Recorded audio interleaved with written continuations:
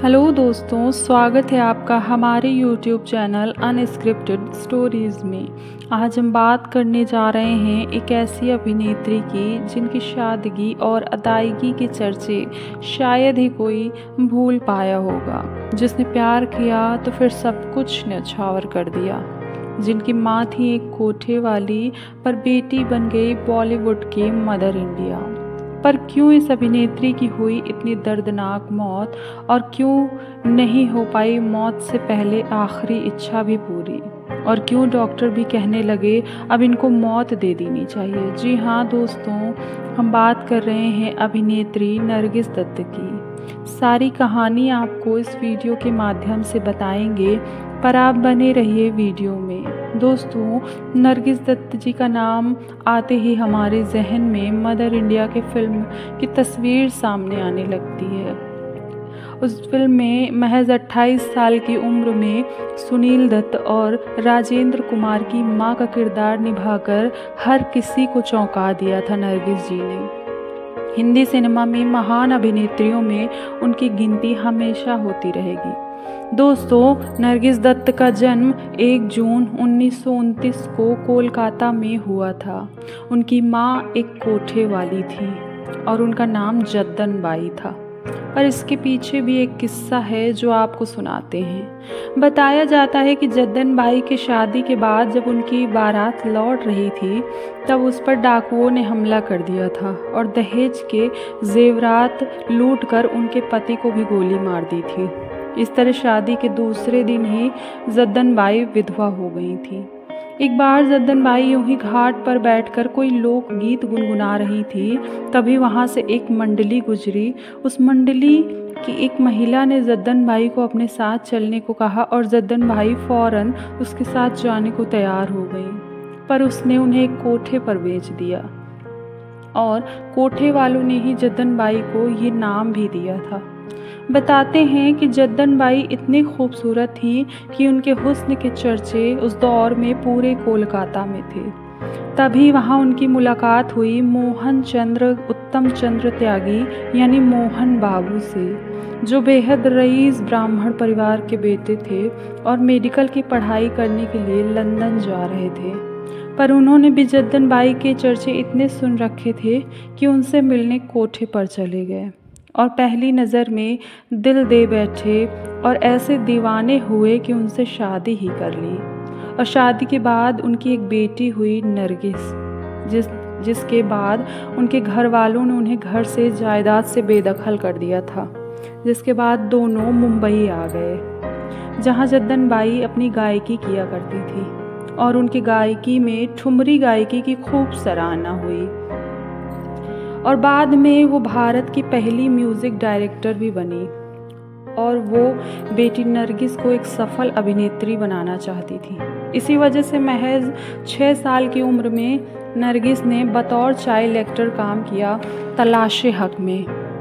अब बात करेंगे दोस्तों नरगिस दत्त जी की पर्सनल लाइफ यानी लव लाइफ के बारे में। दरअसल उन दिनों राज कपूर साहब अपनी फिल्म की शूटिंग के लिए स्टूडियो की तलाश कर रहे थे और इसी सिलसिले में वो मशहूर सिंगर और निर्देशक रही जद्दन बाई के घर जा पहुँचे, जहां उनकी बेटी नरगिस से उनकी पहली मुलाकात हुई, जो महज 16 साल की थी। वाकई में बहुत खूबसूरत नज़र, ऐसी नज़रें जो राज कपूर साहब उनसे दिल ही लगा बैठे। कहा जाता है कि इस पहली मुलाकात में फ़िदा हो गए थे राज कपूर और उन्होंने अपनी फिल्म में तुरंत ही नरगिस को लेकर एक किरदार तय कर लिया था और जद्दन बाई से इसके लिए तुरंत परमिशन भी ले ली। जद्दन बाई भी आर के बैनर में काम करने के लिए अपनी बेटी को तैयार हो गई। राज कपूर के निर्देशन में 1948 में आई फिल्म की हीरोइन बन गई नरगिस दत्त। शूटिंग के दौरान नरगिस और राज कपूर एक दूसरे को खूब पसंद करने लगे थे। फिर सन 1949 में दोनों की फिल्म बरसात सुपरहिट रही और दोनों एक दूसरे के प्यार में और भी करीब आ गए। कहते हैं इस बात की खबर जद्दन बाई को भी हो गई थी और जद्दन बाई इस रिश्ते से बिल्कुल नाखुश थी। वजह थी राज कपूर का शादीशुदा होना। सन 1949 में जद्दन बाई ने इस दुनिया को अलविदा कह दिया, जिसकी वजह से नरगिस बिल्कुल अकेली पड़ गई। तब राज कपूर ने उनको इमोशनली काफ़ी सपोर्ट किया, जिससे नरगिस उनके प्यार में डूबती ही चली गई। पर राज कपूर साहब शादीशुदा थे, जिस पर जद्दन बाई भी इन दोनों के प्यार का विरोध करती थी। पर उनके मरने के बाद कोई रोक टोक करने वाला ना बचा और नरगिस राज कपूर साहब इस रिश्ते को निभाते चले गए, जो करीब 9 सालों तक चला। रिपोर्ट्स की माने तो एक बार जब राज कपूर साहब मुसीबतों से घिरे हुए थे तो आरके स्टूडियो बेचने तक की नौबत आ गई थी। आर्थिक रूप से इतने कमज़ोर हो गए थे राज कपूर साहब। तब नरगिस दत्त ने अपने सोने के कंगन तक बेच डाले और दूसरे फिल्म निर्माताओं की फिल्म साइन करके हर मुमकिन मदद की राज कपूर की, और आरके स्टूडियो को बिकने से भी बचा लिया था। ये जुनून था नरगिस दत्त का राज कपूर के प्रति। एक समय ऐसा भी आया जब दोनों के बीच ये तय हुआ कि नरगिस सिर्फ आरके बैनर की ही फिल्म करेंगी, जिससे कई प्रोड्यूसर और निर्देशक उनसे नाराज़ भी हो गए थे। पर नरगिस जी को इससे कोई फ़र्क नहीं पड़ा, क्योंकि वो राज कपूर साहब को खोना नहीं चाहती थी। यूं ही वक्त बीतता गया। कुछ सालों बाद नरगिस को अपने फ्यूचर की चिंता होने लगी। वो राज कपूर से शादी करना चाहती थी, पर राज कपूर साहब पहले से शादीशुदा और 4 बच्चों के पिता भी थे। वो सिर्फ नरगिस को शादी का वादा करते रहे, पर ना ही वो अपनी पत्नी कृष्णा को तलाक दे पाए और ना कभी नरगिस से शादी करने के लिए राज़ी हुए। धीरे धीरे नरगिस को ये एहसास होने लगा कि वो सिर्फ एक प्रेमिका ही बनकर रह जाएंगी, कभी वो उनकी पत्नी नहीं बन सकती। और राज कपूर अपने बच्चों और पत्नी का हवाला देकर बात टालते रहते। कहते हैं इसका हल निकालने के लिए एक बार तो नरगिस दत्त उन दिनों वहाँ के सीएम रहे मोरारजी देसाई के पास भी पहुँच गई थी, और उन्होंने उनसे पूछा कि क्या ऐसा कोई तरीका नहीं है हिंदू मैरिज एक्ट में कि जिससे एक शादीशुदा व्यक्ति दोबारा शादी कर सके। कहते हैं इस पर मोरारजी ने नरगिस को खूब डांट लगाई और कहा ये सोचना भी गलत है। और यहाँ से सिर्फ हताशा और उदासी ही हाथ आई नरगिस दत्त के। अब वो एकदम निराश हो चुकी थी और उधर फिल्मी दुनिया में काम करने के लिए सिर्फ आरके बैनर की ही फिल्में बची थी, और उसमें भी उनके रोल दिन ब दिन छोटे होते जा रहे थे और बेहद कम होते जा रहे थे, जिससे वो बेहद नाखुश थीं। वो समझ चुकी थी कि उन्होंने सबकी बात ना मानकर बहुत बड़ी गलती कर दी। इसके बाद वो फिल्मी जगत के दूसरे निर्देशकों और फिल्म मेकर्स के पास जाकर काम ढूंढने लगी, जिसके बाद उन्हें कुछ फिल्में मिल गईं, जिन्हें साइन करने से पहले राज कपूर को नहीं बताया नरगिस दत्त ने। इस फैसले से राज कपूर साहब बौखला गए थे और नरगिस से बात करने पहुँचे तो नरगिस ने उन्हें साफ तौर पर कह दिया कि अब वो राज कपूर के साथ कोई फिल्म नहीं करेंगी। इस तरह 1956 में रिलीज़ हुई जागते रहो फिल्म इस जोड़ी की आखिरी फिल्म थी।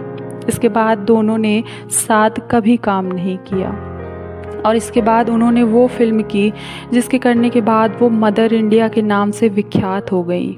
ये फिल्म थी मदर इंडिया, जिसमें उनकी लाइफ में सब कुछ बदल कर रख दिया। यही नहीं, यहीं पर उनकी मुलाकात हुई उनके सच्चे हमसफ़र से। दरअसल इस फिल्म में 28 साल की नरगिस फिल्म में अपने ही हम उम्र सुनील दत्त और राजेंद्र कुमार की मां का रोल निभा रही थी। इस फिल्म में सुनील दत्त न्यू कमर थे, पर नरगिस एक सुपरस्टार। पर दोनों के बीच प्यार की चिंगारी इस फिल्म से ही भड़की थी। हुआ कुछ यूँ था कि फिल्म में एक भयंकर आग वाला सीन था, जिसमें नरगिस आग में फंस जाती हैं। इसके लिए सारे पुख्ता इंतजाम भी किए गए थे, पर अचानक तेज़ हवाओं की वजह से आग की लपटें बेकाबू हो जाती हैं और सच में भयंकर आग लग जाती है। देखते ही देखते नरगिस आग में इस तरह फंस गई कि उन्हें निकालना मुश्किल हो रहा था और कोई भी उनको बचाने की हिम्मत नहीं कर रहा था। तभी वहाँ खड़े सुनील दत्त आग की लपटों के बीच घुस गए एकदम रियल हीरो की तरह और नरगिस को बचाकर ले आए। कहते हैं सेट पर उस समय जो भी मौजूद व्यक्ति था ये मंजर देखकर अवाक रह गया, पर सुनील दत्त साहब बहुत बुरी तरह जल भी गए थे और फ़ौरन उन्हें अस्पताल ले जाया गया। यहीं से शुरुआत हुई दोनों के प्यार की। नरगिस ने ये जान लिया था कि सुनील दत्त ही उनके लिए एक सच्चे हमसफ़र हैं, जिसकी वो अभी तक तलाश कर रही थी। हालांकि सुनील दत्त ने एक इंटरव्यू के दौरान ये वाक़या सभी को बताया था कि उनकी बहन एक रोज़ बहुत बीमार हो गई थी और सुनील दत्त साहब बेहद परेशान हो गए थे। तभी उनको परेशान देखकर एक रोज़ नरगिस दत्त ने उनसे पूछा कि क्या हुआ बिरजू। दरअसल मदर इंडिया में सुनील दत्त का नाम बिरजू था और नरगिस उन्हें बिरजू ही कहकर बुलाती थी। तब सुनील दत्त ने अपनी बहन की बीमारी के बारे में बताया और कहा कि उनकी बहन की एक छोटी बच्ची भी है और वो इस शहर में अनजान है, किसी अच्छे डॉक्टर को भी नहीं जानते हैं और कोई उनकी देखभाल करने वाला भी नहीं है। तब नरगिस ने बिना सुनील दत्त को बताए फ़ौरन ही उनकी बहन को डॉक्टर को दिखाया। 2-3 दिन तक उनकी बेटी को अपने पास रखा और उसकी खूब देखभाल की। तभी से नरगिस के प्रति उनका प्यार जागा और वो उनके दिल में बस गई थी। दोनों को एक दूसरे में अपना सच्चा जीवन साथी दिखने लगा। वो साथ घूमते, वक्त बिताते। तभी एक रोज़ सुनील दत्त जी ने कार में घूमते वक्त नरगिस जी को शादी के लिए प्रपोज़ किया, जिस पर नरगिस जी फ़ौरन शादी के लिए मान गई थी। फिर दोनों ने 11 मार्च 1958 को शादी कर ली। हालांकि दोनों की शादी की खबर जैसे ही सबको मिली तो दोनों की मुसीबतें बढ़ गईं। दोनों के धर्म अलग थे। सुनील दत्त साहब को अंडरवर्ल्ड के फ़ोन आने लगे, धमकियां मिलने लगी उनको अंडरवर्ल्ड से। दरअसल डॉन को सुनील दत्त और नरगिस दोनों के अलग अलग धर्म से परेशानी थी, पर सुनील दत्त भी नरगिस को अपनी जान से भी ज़्यादा प्यार करते थे और वो उन्हें छोड़ने को हरगिज़ राज़ी नहीं थे और बात करने फ़ौरन डॉन के पास पहुंच गए। उन्होंने डॉन से कहा वो नरगिस से बेइंतहा प्यार करते हैं और उनको हमेशा खुश रखेंगे। आप धर्म के अर्थ पर इसको ना तोलें। अगर आपको गलत लगे तो गोली मार दीजिए और सही लगे तो गले से लगाइए। कहते हैं डॉन ने सुनील दत्त की बातों में इतनी सच्चाई देखी कि उनको फ़ौरन गले से लगा लिया। शादी के बाद नरगिस बेहद खुश थी। कहते हैं नरगिस ने अपना धर्म बदलकर हिंदू धर्म भी अपना लिया था और इस शादी से नरगिस और सुनील दत्त को 3 बच्चे संजय दत्त, प्रिया दत्त, नम्रता दत्त हुए। कुछ फिल्में करने के बाद नरगिस ने अपनी फिल्में करनी छोड़ दी और पूरा ध्यान अपने पति और बच्चों पर देने लगी। बताया जाता है कि नरगिस की मां और पंडित जवाहरलाल नेहरू के बीच अच्छे संबंध थे और पंडित नेहरू जद्दन बाई को अपनी बहन और नरगिस को अपनी बेटी जैसा मानते थे। इसी वजह से जब नरगिस ने फिल्में करनी छोड़ी तब वो सोशल वर्क से भी जुड़ी रही। नरगिस जी के सामाजिक कार्यों को देखते हुए उन्हें सन 1980 में राज्यसभा मेंबर भी बनाया गया। इसके अलावा उन्हें सबसे बड़े सम्मान पद्मश्री से भी सम्मानित किया गया। ये सम्मान पाने वाली वो पहली भारतीय अभिनेत्री थी। फिल्म मदर इंडिया के लिए भी उन्हें फिल्म फेयर अवार्ड भी मिला था। लेकिन तकदीर ने ऐसा खेल खेला कि दत्त परिवार में मानो भूचाल सा आ गया। न जाने किसकी नज़र लगी कि सब उजड़ गया। हुआ ये कि 2 अगस्त 1980 को उनकी अचानक तबीयत इतनी बिगड़ गई कि उनको अस्पताल ले जाया गया, जहां टेस्ट के दौरान ये पता चला कि नरगिस जी को कैंसर हो गया है। जिसके बाद बेहतर इलाज के लिए सुनील दत्त उनको न्यूयॉर्क ले गए और हॉस्पिटल में एक वक्त ऐसा भी आया जब नरगिस कोमा में चली गई और न्यूयॉर्क में डॉक्टर्स ने सुनील दत्त से ये कह दिया था कि लाइफ सपोर्ट सिस्टम हटा देना चाहिए और इन्हें आराम से मरने देना चाहिए। पर सुनील दत्त ने साफ मना कर दिया और कहा जाता है कि दिन रात वो बस भगवान से दुआ मांगते और हॉस्पिटल को मानो मंदिर मानकर चारों ओर चक्कर लगाते रहते थे। और भगवान ने भी उनकी सुन ली और एक दिन नरगिस दत्त कोमा से बाहर आ गई, जिस पर डॉक्टर्स ने भी काफ़ी आश्चर्य जताया और उन्हें एक मिरेकल लेडी का नाम भी दिया गया था। कुछ दिनों बाद नरगिस इंडिया आने की ज़िद करने लगी क्योंकि उनके बेटे संजय दत्त की पहली फिल्म रॉकी रिलीज़ होने वाली थी और वो उसे खुद देखना चाहती थी। लेकिन भारत आने के बाद उनकी तबीयत अचानक फिर बिगड़ गई और उन्हें फ़ौरन बिचकैंडी अस्पताल में भर्ती कराया गया। और 3 मई 1981 को नरगिस ने अपनी ज़िंदगी की आखिरी सांस ली और इस दुनिया को अलविदा कह दिया। उनके जाने के बाद सुनील दत्त एकदम टूट गए थे। कहते हैं वो रात भर सोते नहीं थे नरगिस की याद में। दोस्तों, प्यार तो सभी करते हैं और निभाते कुछ ख़ास लोग ही हैं। उन ख़ास लोगों में ही थे नरगिस और सुनील दत्त। ऐसी महान हस्तियों को हमारा दिल से सैल्यूट है। दोस्तों, ये थी नरगिस जी की ज़िंदगी से जुड़े कुछ अनसुने पहलू। जानकर आपको कैसा लगा कमेंट बॉक्स के ज़रिए हमें ज़रूर बताइएगा। और ये भी ज़रूर बताइएगा कि नरगिस जी की आपको फ़िल्म कौन सी सबसे ज़्यादा पसंद है।